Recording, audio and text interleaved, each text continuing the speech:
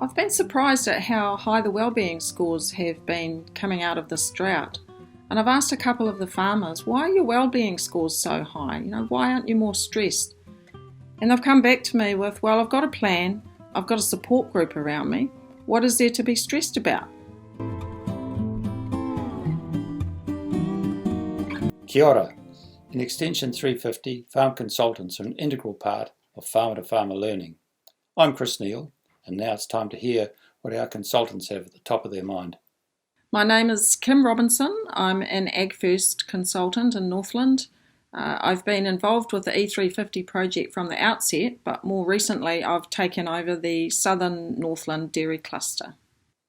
Hi Kim, great to have you with us. The project has wellbeing as one of its key features. What's front of mind for you when it comes to wellbeing for the farmers in the project? Yeah, I think wellbeing is a really integral part of the project. I've got, examples in my cluster where family members have been able to be more involved in the family business, and they now, through the wellbeing score, they understand the stresses that are on the parents or the partners, and they're able to share the load.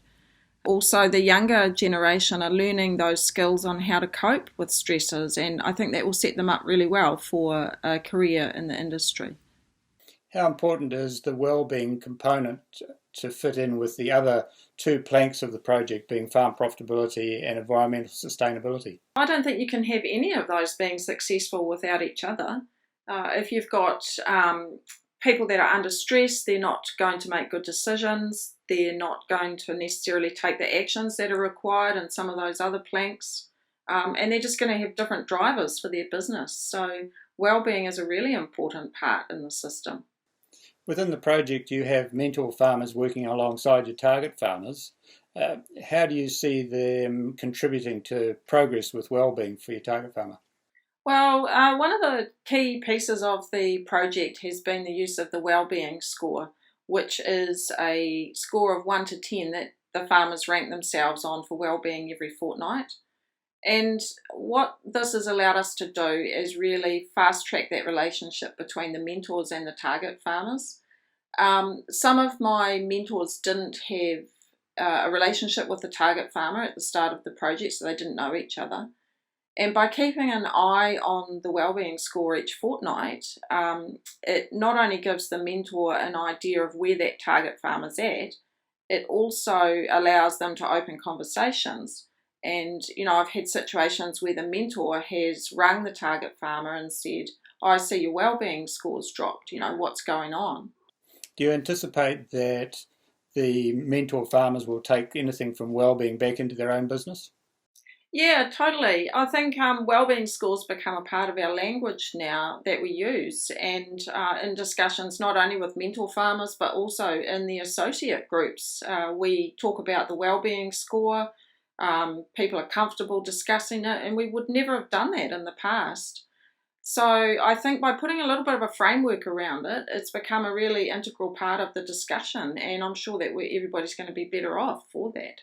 When you look at E350 and what we set out to achieve with it and what you see and hear it is achieving, what's your sense of it as an agent for change for farmers?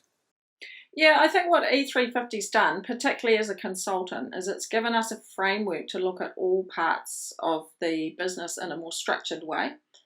So because there's a platform to do that, the target farmer is more likely to talk about all parts of their business, and the consultant is more likely to look at all parts of the business.